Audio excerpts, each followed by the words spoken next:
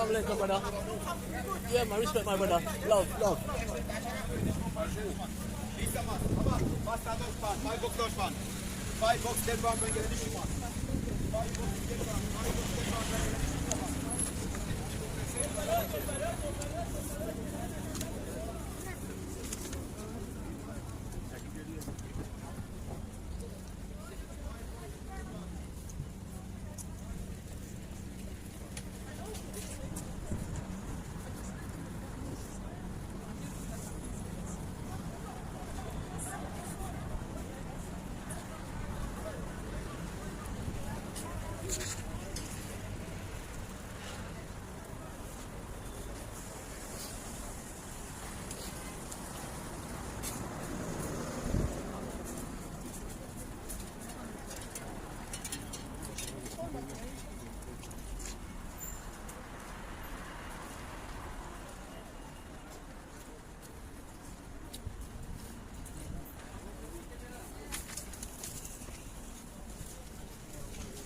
Future just didn't let me know, okay? Hello, brother. You good?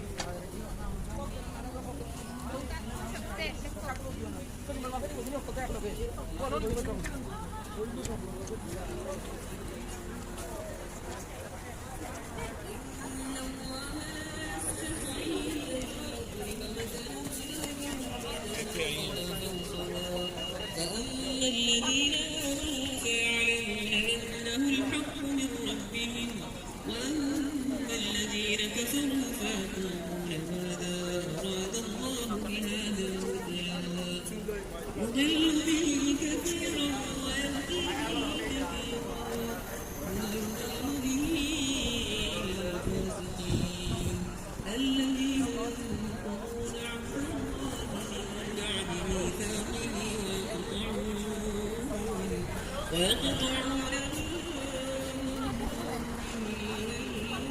ويفسدون في الأرض أولئك هم الخاسرون كيف تكفرون بالله وكنتم أمواتا فأحياكم ثم يميتكم ثم يحييكم ثم إليه ترجعون هو الذي خلقكم في الأرض جميعا ثم استوى إلى السماء فسواهن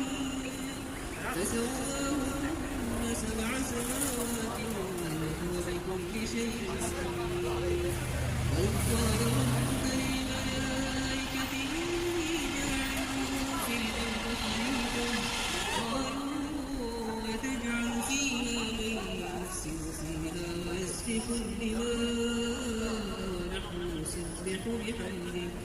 ونحن نسبح بحمدك ونقدس لك قال إني أعلم ما لا تعلمون وعلم آدم الأسماء كلها ثم عرضهم على الملائكة فقال أنبئوني بأسماء هؤلاء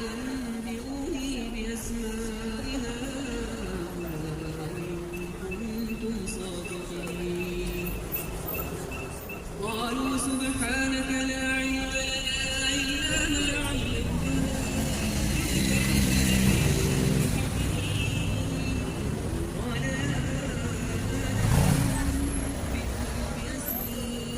her bed for the night. Hanbury Street, however, is unique in one respect, for it is the only one of the streets in which one of the murders occurred that still bears the same name that it bore in 1888.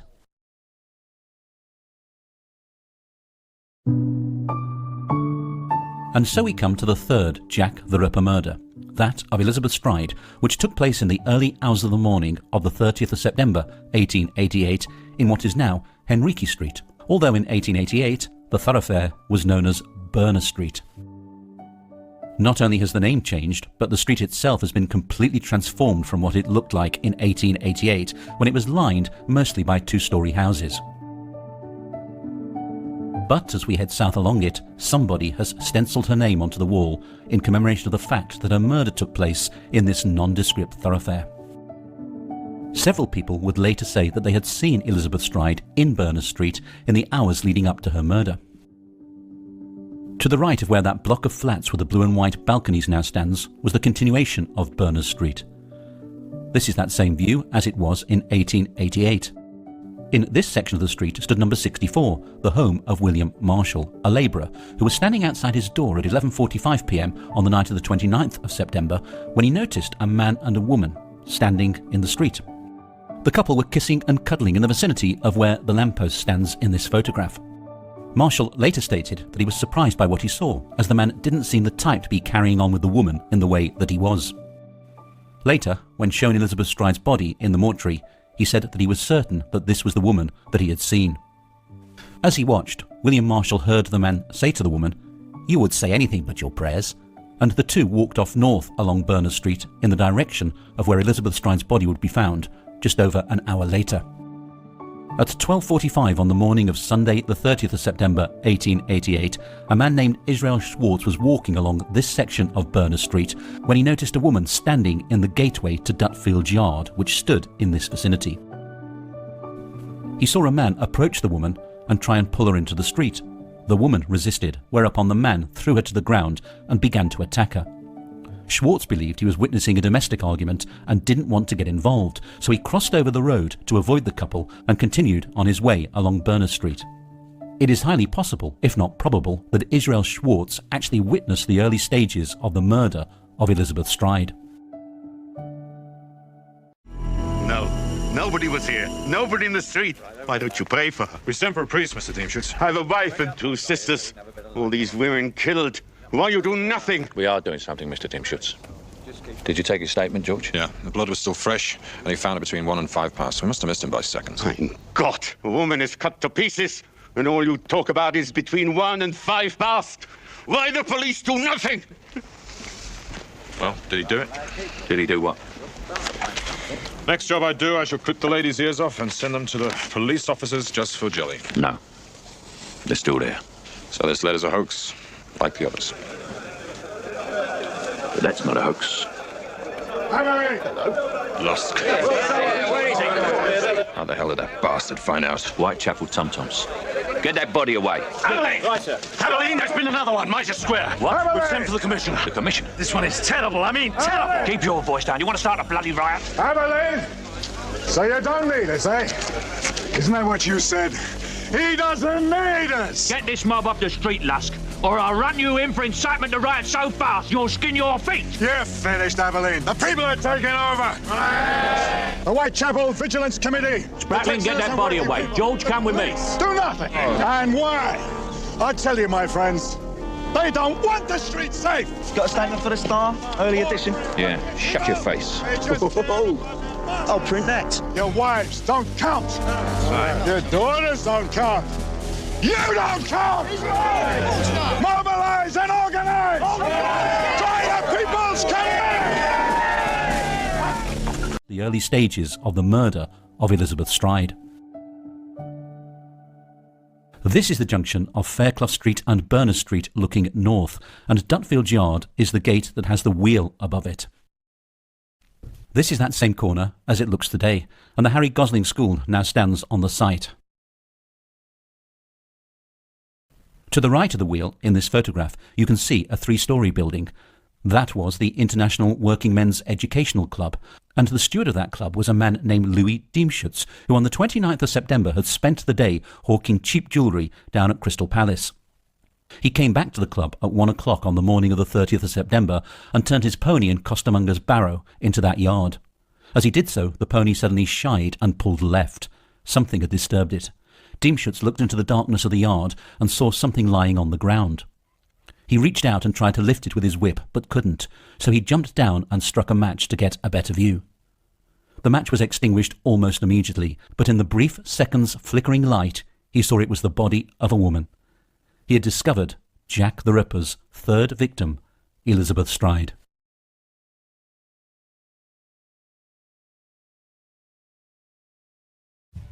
The body of the fourth victim of Jack the Ripper, Catherine Eddowes, was found in Mitre Square on the eastern fringe of the City of London, 45 minutes after Louis Diemschutz had discovered the body of Elizabeth Stride over in Berners Street. Mitre Square has undergone several redevelopments since the murder took place here on the 30th of September 1888, the most recent transformation being between 2016 and 2018. The murder actually took place in the square's southwest corner, and this is what the site looks like today. This is what the corner looked like prior to the recent redevelopment, when a flower bed stood close to the site of the murder, making an unintentional memorial to Catherine Eddowes. This photograph shows the corner in 1925, when it had changed very little, if at all, since the morning of the murder. And this newspaper image from 1888 shows the site as it was at the time of the murder. It was at 1:45 on the morning of the 30th of September 1888 that Police Constable Edward Watkins found the body of Catherine Eddowes lying in the darkest corner of Mitre Square, the southwest corner. For a long time afterwards, this corner was known as Ripper's Corner or Murder Corner. The square has changed completely since that morning, and all that really survives of it is the approximate shape. However, thanks to various people who photographed it in the 20th century, it is possible for us to glean an impression of what it looked like at the time. To the right of Ripper's Corner was the entrance through which Police Constable Watkins entered the square. To the right you can see Keely and Tong's warehouse, which dominated the north side of Mitre Square. As we move round to the square's northeast corner, you can see the N, the G and the E of Keely and Tong's name, and beneath that to the right you can see an archway. That was probably the exit via which Jack the Ripper fled Mitre Square, having committed the murder of Catherine Eddowes. And finally, moving round to the square's eastern side, you can see the entrance via which Catherine probably entered Mitre Square with her murderer. Game. Game? I'm not lying. I saw what I saw. You see so many things, don't you? Visions, for instance. And monsters. Dead women's clothes. And murders before they happen. And men with two faces like Dr. Jekyll and Mr. Bloody Hyde. Are you such fools? I took you to the theatre to prove how a man can have two faces like that actor on the stage. And until you believe in my visions, these killings will go on and on. It's for Strand magazine. Handsome, isn't he? Which one? The Dr. Jekyll one, of course. Just because he acts a monster on stage doesn't mean he is one in real life. Why do you keep hounding him? I'm not hounding him. It's just... Don't say it, it's your job. You could have been anything, Freddie. A doctor, a teacher. Why do women never say an explorer, a hunter, something with a bit of excitement? You're a wreck. Yes. I haven't had a drink in 6 weeks. All right, Freddie. So you want me to smile at the great Richard Mansfield when I deliver the drawing? And then dig away and see if I can find out if he really hates women under all that charm. Shall I write it down like one of your sergeants? No, just repeat it 10 times before we go to sleep. Of course, he may want to find out if I like men. Have you thought of that? If he does, you tell him that I learned everything I know from my old dad, who was a blacksmith. He spent his whole life hitting things. Are you threatening to defend me again? Last time you almost ended up in jail. Oh, you mean over the one who said he was your husband? Not husband, fiancé. Good. I hit him just in time then, didn't I? Of Elizabeth Stride. Its name, for there is no sign now to say that it is called Mitre Square. It is, however, unique amongst the murder sites in that, following the recent redevelopment, the City of London placed an information board on the wall, part of which gives details of the murder of Catherine Eddowes.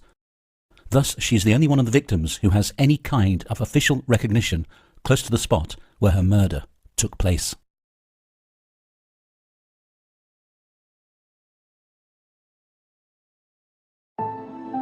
The other murder sites may have seen an awful lot of change and redevelopment, but Dorset Street has fared worst of all, for it no longer exists in any shape or form, its site now being occupied by a modern office block. The black car is driving across the approximate location of where the entrance into Dorset Street once stood. This map shows Dorset Street in relation to its neighbouring thoroughfares, when it was sandwiched between White's Row to the left and what by 1888 had become Brushfield Street to the right. This is the view looking north along Commercial Street as it is today. The site of the entrance into Dorset Street is to the left. Opposite you can see Christchurch Spitalfields, and beyond that you can see a light-coloured building on a corner. That is the 10 Bells pub, still going strong in 2021. Opposite the 10 Bells is a red brick building, that is Spitalfields Market, also still going strong today. This is that same stretch of road as it was around the time of the murder of Mary Kelly in 1888. You can see the 10 Bells pub to the right, opposite is the arch of Spitalfields Market, and in the foreground to the left you can see another pub. That was the Britannia, and that stood at the junction of Commercial Street and Dorset Street.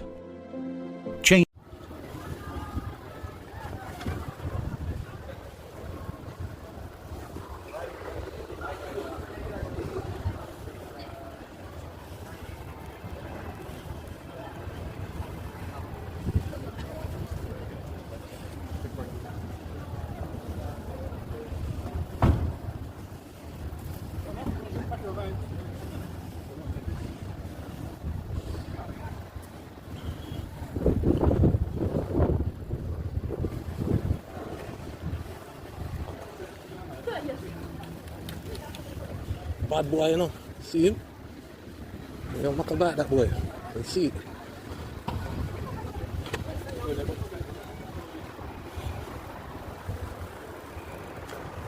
Another bit. Another market there, like.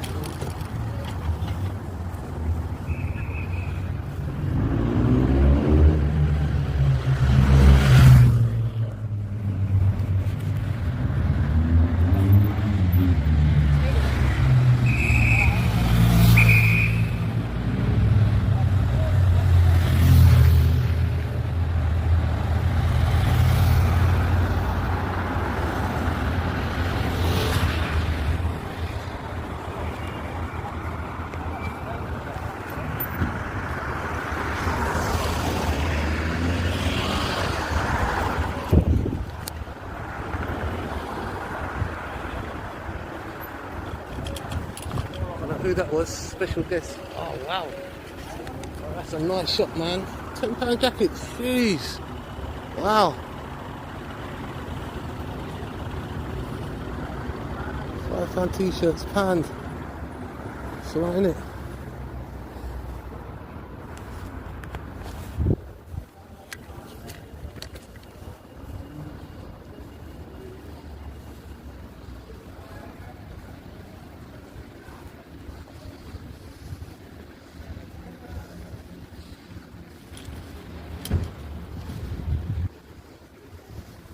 These houses must be worth a lot of money, these. Oh, Gilbert and George lived in one of these. Can't remember which one. One of them. I know, Gilbert and George. I bet it's this one. I think it's this one. Gilbert and George lives in. Number 14. One of these houses they live in. I don't even know if they're still alive, Gilbert and George.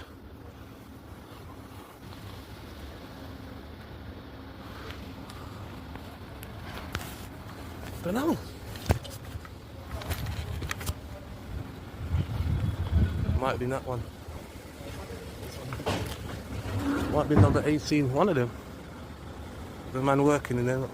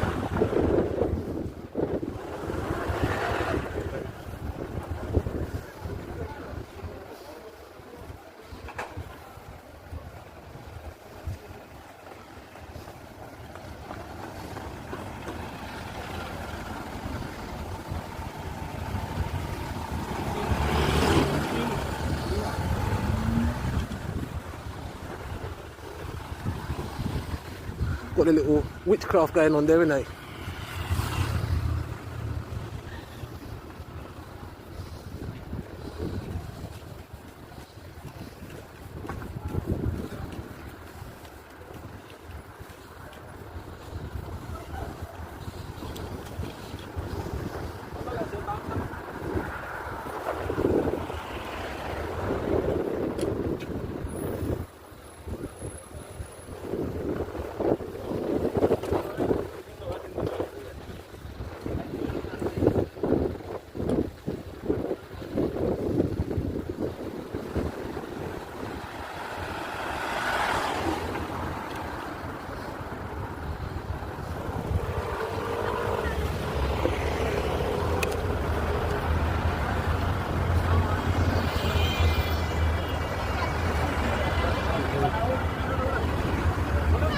And in the foreground to the left you can see another pub. That was the Britannia, and that stood at the junction of Commercial Street and Dorset Street. Change for Dorset Street was begun in 1904 when its name was changed to Duval Street. In 1928 the entire north side of the street was demolished, albeit the south side remained until the mid-1960s when that too was demolished and replaced by a car park. The approximate line of what had been Dorset Street then became a service road squeezing between the car park and the industrial units to the right. This is the Commercial Street side of the site seen from the opposite side of the road outside Christchurch Spitalfields as it appeared until 2015. Even though it was perhaps not the most attractive of sites, it did have a certain feel to it. And the fact that the service road which ran to the right of the Whitechapel car park followed the approximate line of the site of Dorset Street did lend it a certain chilling atmosphere. But then, in 2015, the whole-scale demolition of the site began, and now not even the nondescript service road remains to provide us with echoes of the memory of Dorset Street.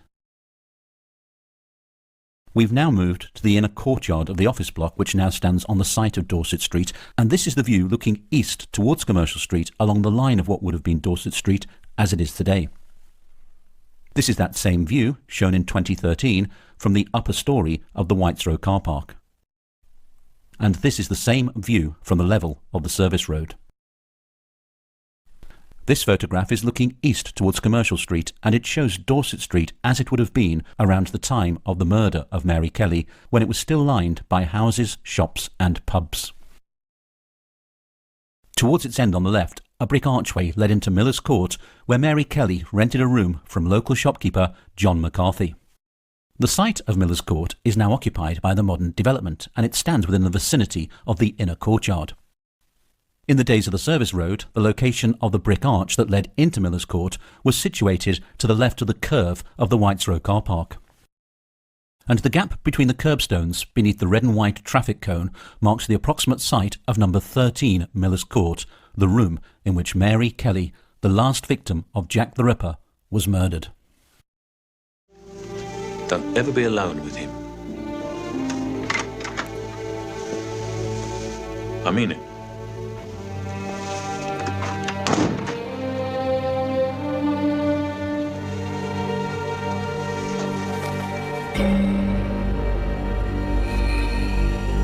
Right, today's leaflets. We've had 8 weeks of statements, 8 weeks of questions. We've looked at every butcher, doctor, cook, knife grinder within 10 miles of here. We've questioned almost every resident of Whitechapel. We've had interpreters for Jews, Poles, Germans, French. We've got police on almost every corner. But he's still out there. Someone, somewhere, knows something. So today, leaflets. What if he's left the country, sir? The world, thank God, is not my responsibility, Derek. But if it cheers you all up, half the papers on the continent are watching our every move. America too. Leaflets will make exciting news then. Every police station has a bunch of these, and we're handing them out like confetti. If you ever have an idea of your own Spratling, warn me first. I don't want to die shocked. Right, move yourselves.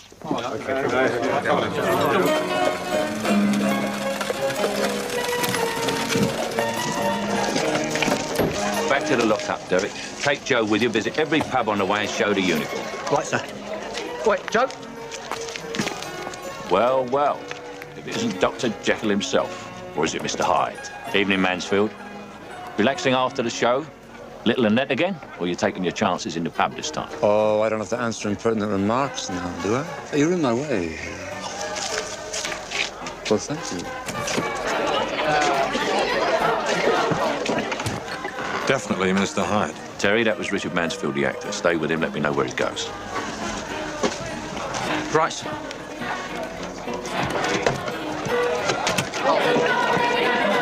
Good evening, sir. Can I buy you a drink? Or would you like to buy a lady one? Her name's Mary Jane. She's fresh from the Emerald Isles and lovely with it. Well, hello, Mary Jane. Marie Jeanette. I'm from Paris. Really? I'm from Boston. Call me Trixie. Bartender! Wait, out, police.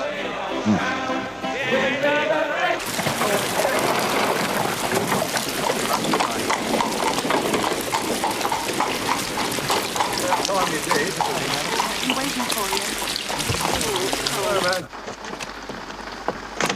Fred, something about this doesn't make sense. What? Well, Do come in, Terry.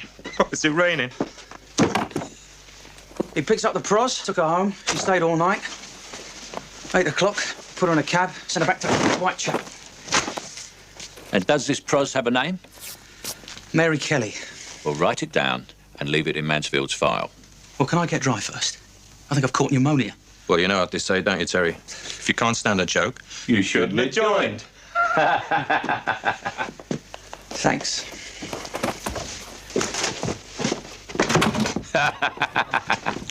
What doesn't make sense? well, if there's more than one, what's holding them together? I mean, look at us. We work hand in glove together. But if one of us started cutting up bodies... Doesn't anybody know how to knock? He sent you a present, boys. What do the geniuses of the press come up with now? Something you'd never have dreamt of, Sergeant. And it arrived in the Morning Post. Right, Mr. Paulson? Oh, that's right.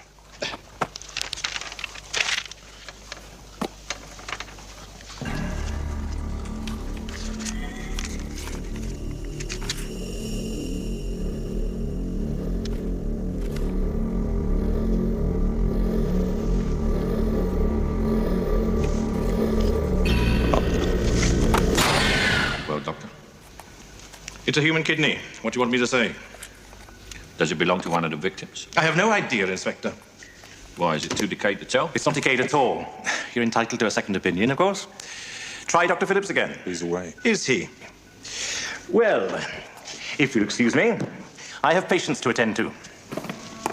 Never mind, Abilene. It's the note that counts. Dear Mr. Lusk, I send you half the kidney I took from one woman. This other piece I fried and ate. It was very nice. Signed, Catch Me When You Can. Wonderful copy. Don't you agree, Mr. Paulson? Yeah. Why did he suddenly write to George Lusk?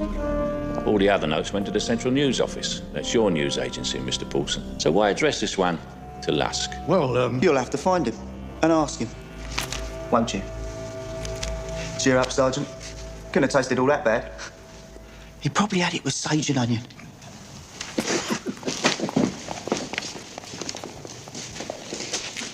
What are you going to do with it? Take it to the Queen's, Doctor. Our old friend Sir William Gull.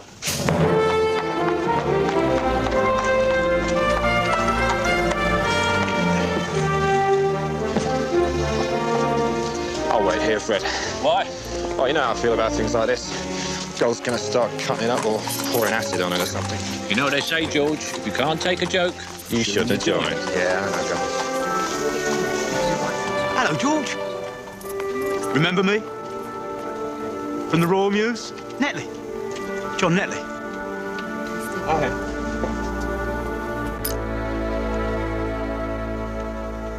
Yes, it's a female kidney belonging to a woman of about 45 in an advanced state of alcoholism. She's also suffering from Bright's disease. Take a look, Theo. did it belong to Catherine Eddowes? That's what I need to know, Sir William. Let me see the autopsy report. You all right, Sir William? Yes, just a little tired, that's all. Let me see it. This kidney's been preserved in alcohol. The way a medical man would do it, Dr. Eckland?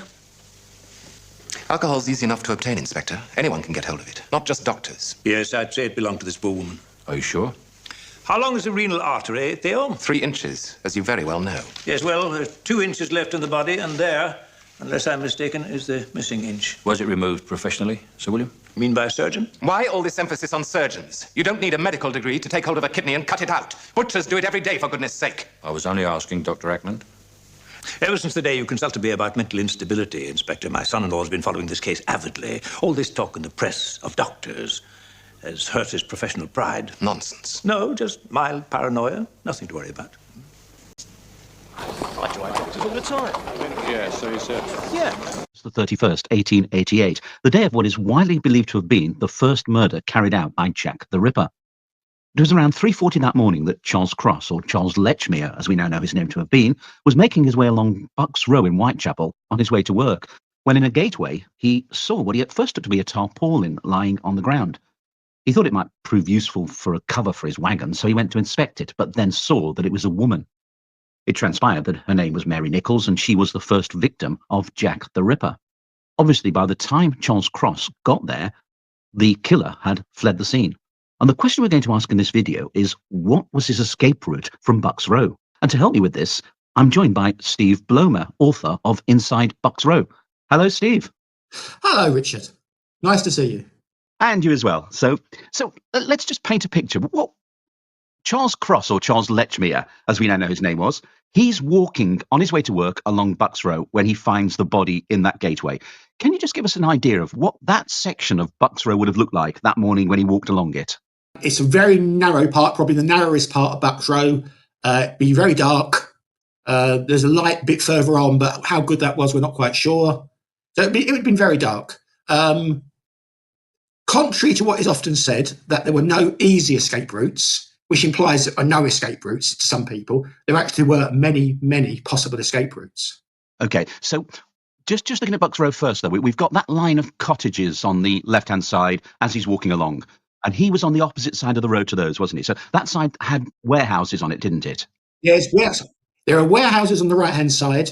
And then as you get almost opposite to Brown's Yard, which is where the body was, you have Essex Wharf opposite as well. Then you get the railway bridge, and then you carry on walking. You get to the school, and then it opens up. Bucks Row really opens up, much like it does today now that they've finished the work there.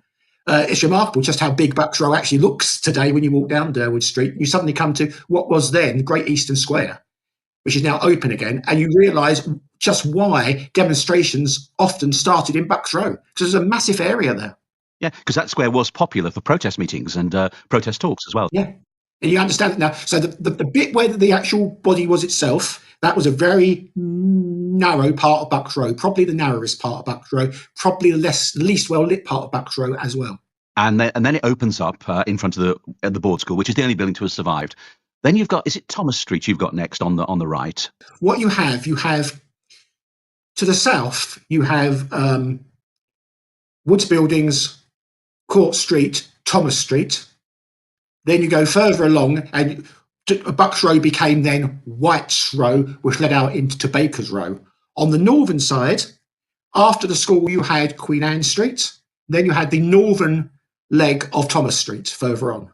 And then to the other side of the board school, so the other side going south from where the murder was, you've got, Winthrop Street's there, isn't it? That's where There's Winthrop Street, which goes back on itself. There's Winthrop Street. Off of Winthrop Street, you've got Nelson Court, right at the far end by Brady Street. You've then got Woods Buildings, which went across the district line. You then have Court Street and Thomas Street. And they all go off Bucks. They all lead off Bucks Row. So that's the area, and it was quite dark as well. So we know that Charles Lechmere, or Charles Cross, is on his way to work. He's walking along that first section when he sees something in the gateway, and his first thought, it's a tarpaulin. It might make a useful cover for his wagon. So he approaches it, and he discovers it's a woman lying on the ground. Now we won't go into all. We've done previous videos going into great detail about what happened next with him and Robert Paul, but let's just go back a few minutes before Charles Cross was walking along Bucks Row and the murder's taken place. How long before he came along there do you think the murder took place? That's an impossible thing to quantify. Despite what people claim, you can't pinpoint when the attack took place from the injuries or from the bleeding. The best we can probably say is sometime, well, we got that wide window from 3:15 until the time which Letchmere and Robert Paul arrive, I would say probably within 5 minutes or so of Letchmere arriving. It may even have been as short as 2 minutes, minute and a half. Escaping from there was not difficult if you wanted to. It was dark. You could easily just walk away and not be seen.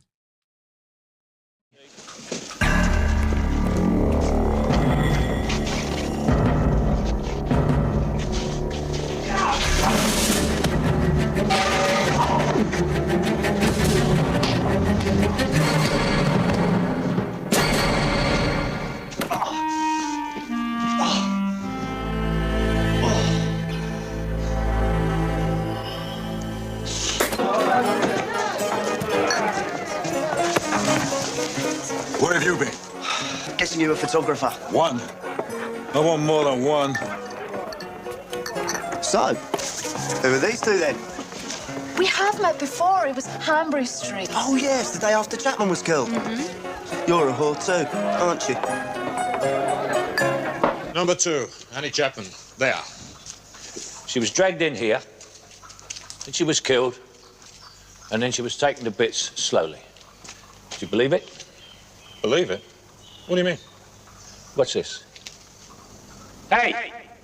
Who's that? Police. Good night. Come on, George.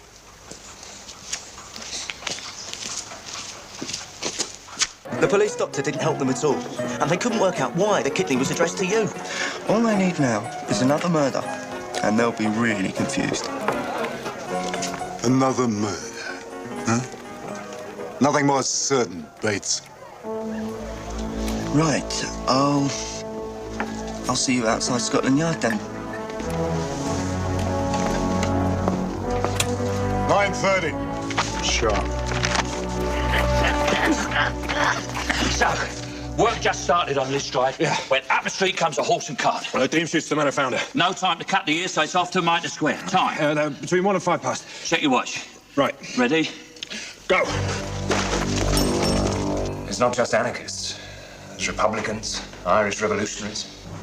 Now something calling itself the Women of East London. 4,000 signatures. Everyone with an axe to grind, eh? I hear they've closed down a theatre play. Jekyll and Hyde, in case it inspires the killer. Whole town's gone mad, Tom. It's getting very dangerous. But you won't resign. Not till this is over. We still need you, don't we, Commissioner? Not till this is over. We still need you, don't we, Commissioner?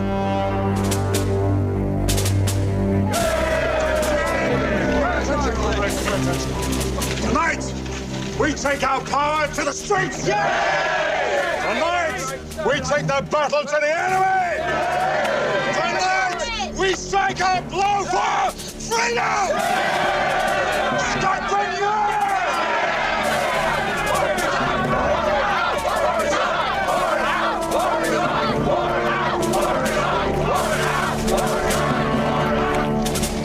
And welcome to a busy Friday night in the East End of London. Firstly, why are we here? We're here tonight to talk about one of the most infamous serial killers in history. Tonight, I'm going to take you on a journey of 1888 Victorian London, and tonight we are doing a Jack the Ripper tour. Firstly, introductions. I've met some of you before. Thank you for joining me on my next installment of tours in London. My name is Sinead. I'm one of the guides at Free Tours by Foot.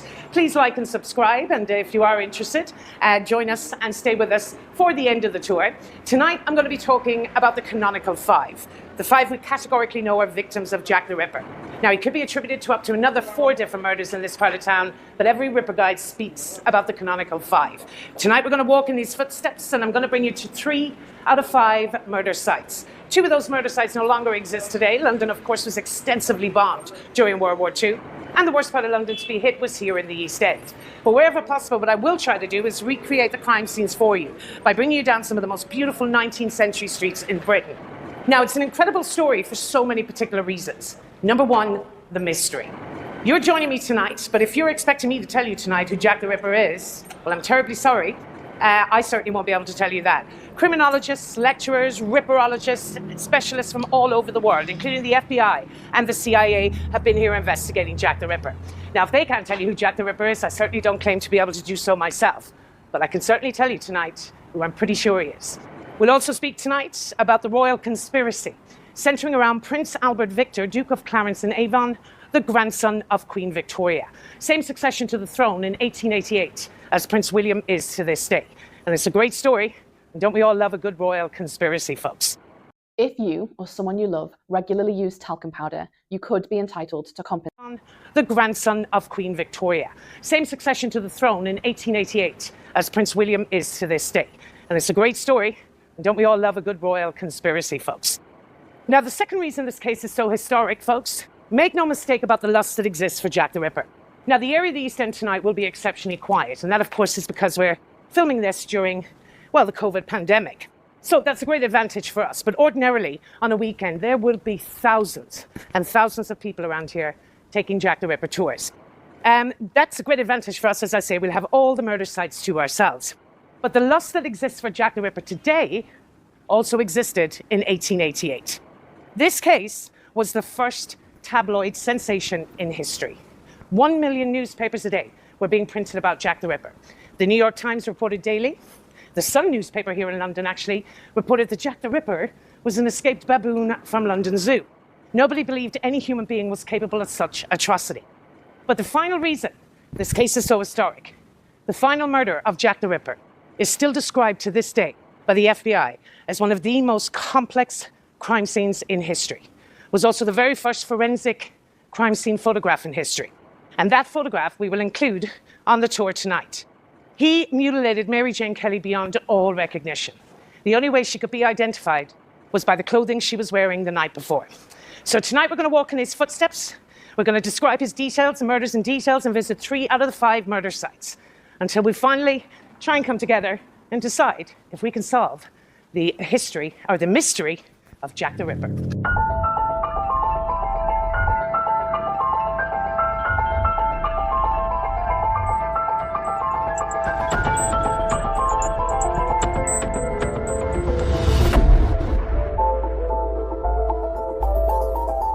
So in order for me to start this story for you, firstly, I need to bring you back and transport you back to 1888 Victorian London. But more importantly, to the neighbourhood we're heading into tonight, 1888 Whitechapel. So 1888 Victorian London. London was the richest, largest city in the world. It was the epicentre of what was known at the time as the British Empire, the largest empire the world had ever seen. Queen Victoria, of course, the reigning monarch, she reigned from 1837 to 1901. 63 years, 7 months, and 2 days on the throne. Now, Victoria, just for your own point of interest, not entirely relevant to the case, well, she held the title of longest reigning British monarch up until the 9th of September 2015, when, of course, on that date, she was surpassed by the present Queen, who has now become the longest reigning British monarch since 1066. So the Victorian era, folks, was everything you imagined it to be. Opulence, grandeur, and wealth. Ladies were in beautiful ball gowns and parasol umbrellas. Gentlemen, top hats and tails. Elegant horse-drawn carriages, dinner parties, balls, and mansions in the West End. What we know today, ladies and gents, is Westminster. Piccadilly Circus, Covent Garden, Leicester Square, Mayfair, Park Lane, and Belgravia. Not, I'm afraid, where we're headed tonight. In the richest, largest city in the world was Whitechapel, one of the worst third world slums known to humanity. Crime was rife, rape, burglary, sexual crime. Now, murder was not uncommon in this part of town, but it was the ferocious, barbaric nature of the ripping of the torso and the removing of organs of the Jack the Ripper case that gripped the world. In this part of town, you lived day to day. Nobody had a permanent address. Nobody had a fixed abode. Nobody had a mortgage or rent. Your accommodation, I use the term loosely, for the privilege of sleeping on 6-inch horsehair mattresses infested with all types of urine, scabies, lice, and feces, in sometimes overcrowded rooms of up to 24 other people, you were charged 4 pence for the night. You had to earn that 4 pence for that roof over your head. The alternative was you slept on the cold, violent streets of Whitechapel. Later on, I'll be showing you an example of what was known as a workhouse, where accommodation was free, but I can assure you it came with a very large price. So 4 pence your day-to-day requirement for that roof over your head. Now, gentlemen, you had some chance of survival. London, a very busy, rich industrial port. You would queue on the docks for 16 hours of hard days manual labour. And whatever money you earned, you would make it stretch for the week for the basic human rights of survival. food, accommodation, and clothing. The area was littered with breweries, tanners, and slaughterhouses. The predominant employer for men in Whitechapel in 1888 Victorian London were butchers or slaughterhouses, making it 90% likely that most men at one time would have worked with a knife. So gentlemen, some chance of survival. Ladies, we had none at all. If we didn't get a bit of part-time work, cleaning house or doing sewing repair in the richer part of town, and we had sold everything we owned to survive, we were only left with one thing left to sell: ourselves. Doing sewing repair in the richer part of town, and we had sold everything we owned to survive, we were only left with one thing left to sell: ourselves.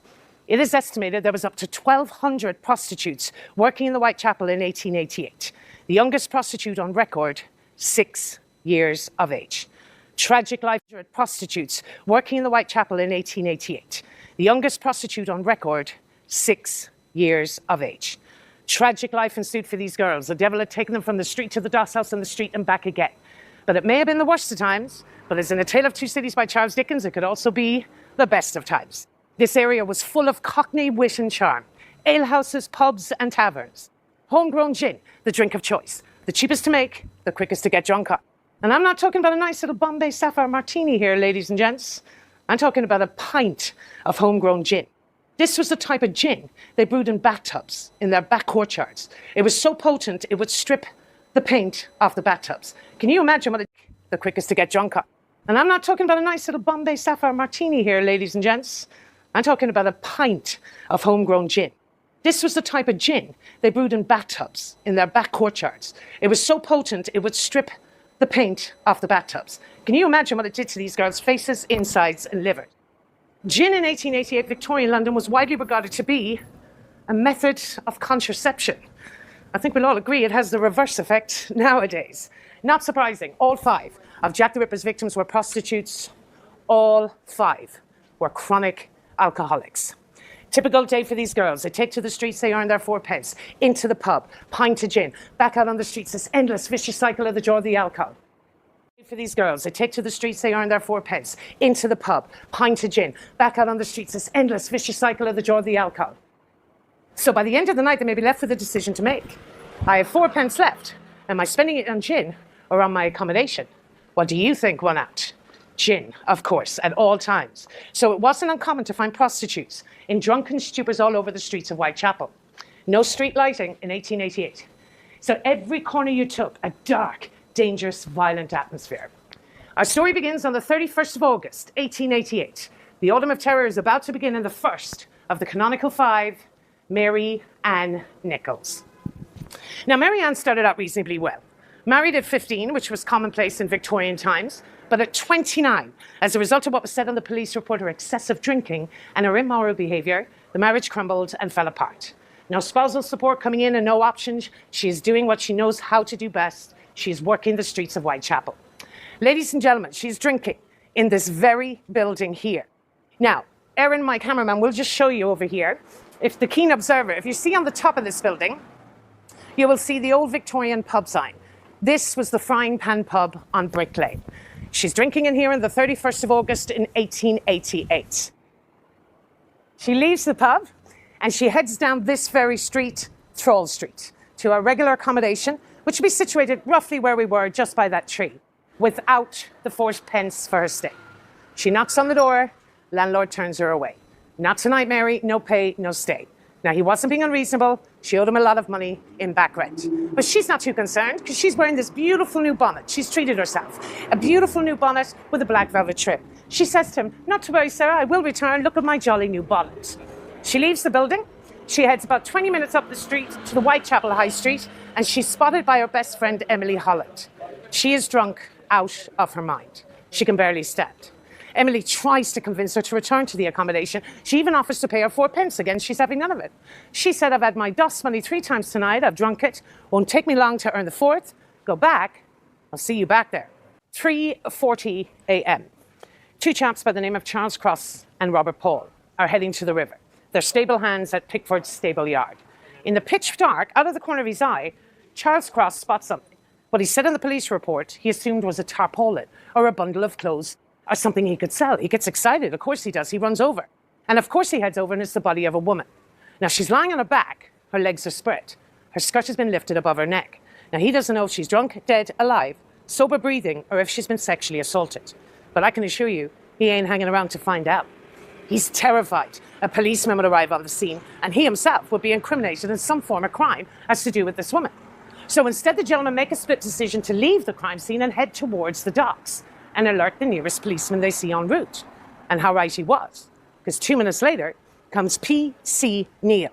He sees her, he kicks her, move on, you can't sleep here, on you go. But of course she doesn't move.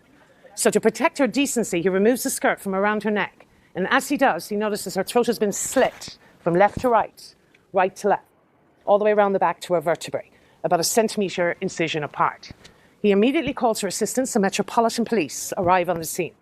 Her body remains in that position for 3 hours, while the Metropolitan Police take sketches of the crime scene. Dr. Llewellyn arrives on the scene. He declares life extinct. But he also remarks about something rather curious. There's a distinct lack of blood at the crime scene for such a traumatic neck injury. What exactly is visualization and how does it differ from mindfulness and other approaches? Visualization is also known as mental imagery, and it's basically where you are creating images, environments, and feelings in your mind before they happen. It's very prominent in the sports world, so a lot of elite athletes will use it. Essentially, it's a tool that can help you not only build your character and gain confidence and build your resilience, but it's also great for things like public speaking, or maybe you've got a difficult conversation coming. At the crime scene for such a traumatic neck injury. This puzzles him. Her body is removed. It is taken back to Whitechapel Workhouse mortuary, and a bucket of water, ladies and gents, thrown all over the evidence. No forensic science in 1888. It's in its infancy, but they're certainly not using it as of yet in either police department in London, of which there are two: the City of London Police and the Metropolitan Police. I will elaborate further later on the tour. The Metropolitan Police, he's beginning his post-mortem examination. And as he does, he's removing her clothing. And he notices she's wearing 9 layers of clothing. Now remember I told you folks, prostitutes had no permanent address. So everything they own, they carried on their person. She's wearing her entire wardrobe. And this explains the blood. Because as he's removing each layer, he notices the blood is coagulated between each layer of her clothing and matted in the back of her head. But it wasn't until he removed that final layer he discovered the extent of her barbaric injuries. Jack the Ripper, ladies and gentlemen, has repeatedly plunged his knife into her genitalia. He has ripped it wide open to her breasts. He has pulled back her skin, and in some sort of misogynistic psychotic frenzy, he has taken his sharp blade and he has slashed and shredded her intestines furiously. But particular focus was always on the female reproductive organs. The very first murder of Jack the Ripper took place on the 31st of August, 1888. And I can assure you, ladies and gents, he's only getting warmed up. That is when the greatest detective London has ever seen, the 14-year veteran of the Metropolitan Police Department, is immediately assigned to the case. And I know you're all thinking that that is somebody very famous, but I'm afraid that is not Sherlock Holmes. He's a fictional character. Detective Chief Inspector Frederick Abeline of the Metropolitan Police Department. Immediately assigned to the case, determined to bring this butcher to justice. Been played by some of the greatest actors of our generation, actually. Michael Caine played him in the incredible 1988 Jack the Ripper series. And of course, he was played by the devastatingly handsome Mr. Johnny Depp in the movie From Hell. Determined to bring this butcher to justice, he heads into the neighborhood, he retraces her steps. He interviews every single person that spoke to Mary Ann Nichols, and he cannot come up with one clue. But he doesn't have to wait too long, because exactly to the day, 7 days later, Jack the Ripper strikes again. This time, ladies and gentlemen, he murders Annie Chapman at 29 Hanbury Street. That's our next stop tonight on the tour, so come with me to 29 Hanbury Street.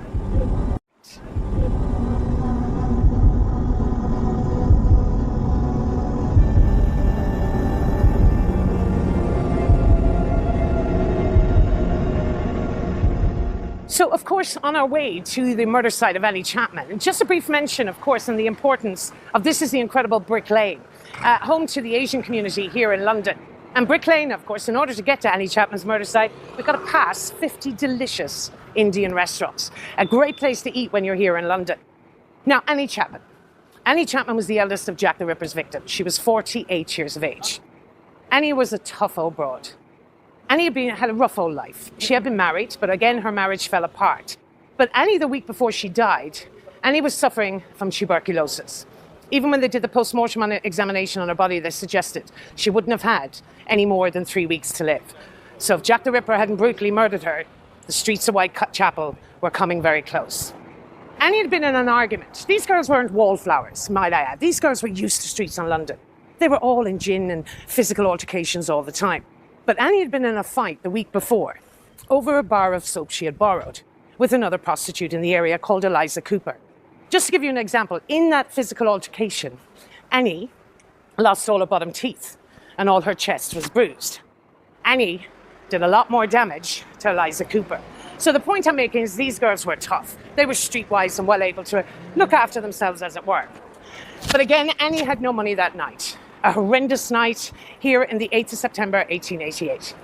Tired and sick, and she was very sick that night. She begged her landlord to let her stay. She pleaded with him. She even offered to pay him double. He heartlessly turfed her out on the street with no place to go.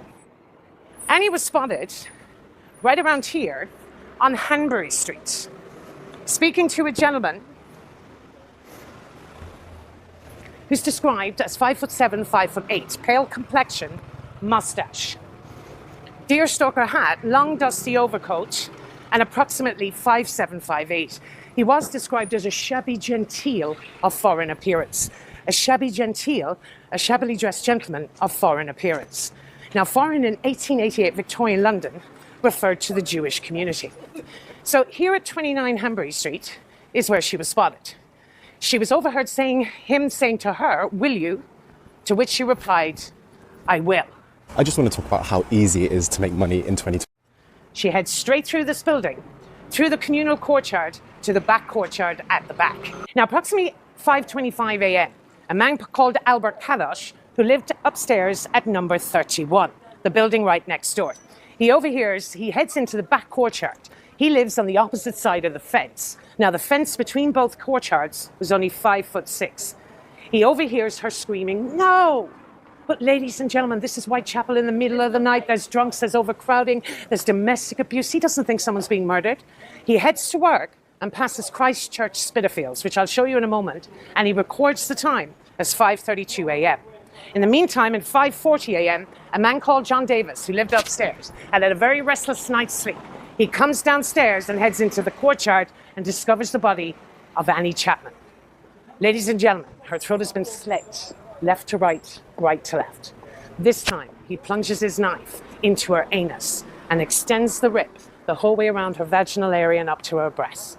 He pulls back her skin, he removes her intestines, and he throws them over her left-hand shoulder. Jack the Ripper has also removed her uterus and part of her bowel, and removed and taken her uterus with him. Annie Chapman, the eldest of Jack the Ripper's victims, at 48 years of age, the first in daylight and the first where he harvests the trophy, removing and taking with him part of her bowel, her uterus, right at the back of 29 Hanbury Street. So we've had 2 murders so far, folks. 31st of August, 1888, Mary Ann Nichols, and the 8th of September, 1888, Annie Chapman. All is quiet for nearly 3 whole weeks. When on the 30th of September, Jack the Ripper doesn't strike once in a night, he strikes twice. What is now known as the infamous double event. He starts his murderous rampage with the Swedish prostitute, Elizabeth Stride.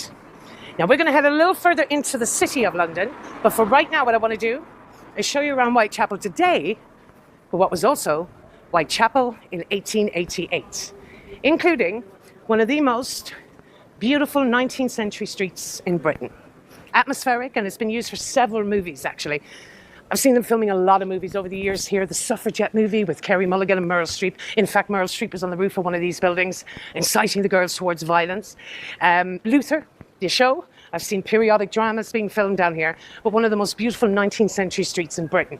Now, these houses regularly go for now today, anything from 5 to 12 million, but not the case in 1888. Today, anything from 5 to 12 million, but not the case in 1888.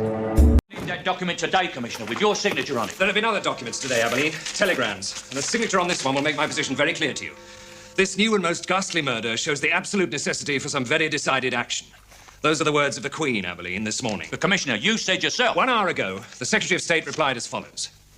Mr. Henry Matthews begs to inform your Majesty that the Cabinet have today decided to accept the resignation of the Police Commissioner, Sir Charles Warren. Does that answer your question? No, Sir Charles. You are still Commissioner until midnight. See my successor, Abilene, on Monday, please. You told me to bring you Jack the Ripper. You sign that piece of paper and I will. Tonight.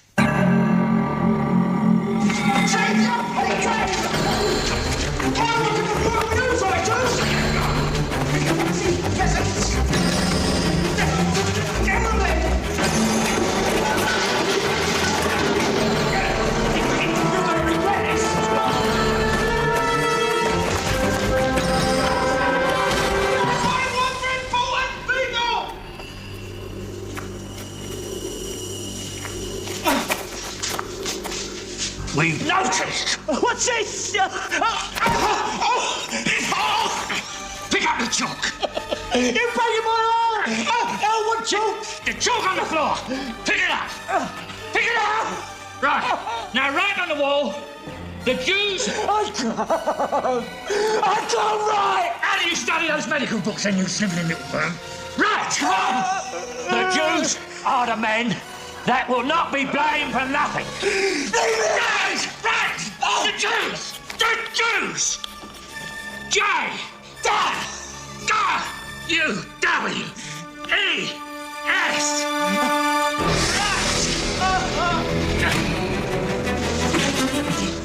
You're gonna hang, Dr. Neckley!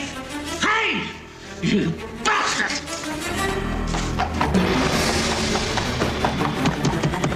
Faster! Come on, faster! It's not just the writing on the wall. It's the pimp. The pimp! What pimp? I don't know no pimp. The pimp who got you Mary Jane Kelly, you little runt. He's going to point you out to us, isn't he? I told you! I don't know any pimp! Why'd you hang a royal crest on the side of your coach? What royal crest? In case you got struck, wasn't it? When the coach was full of blood.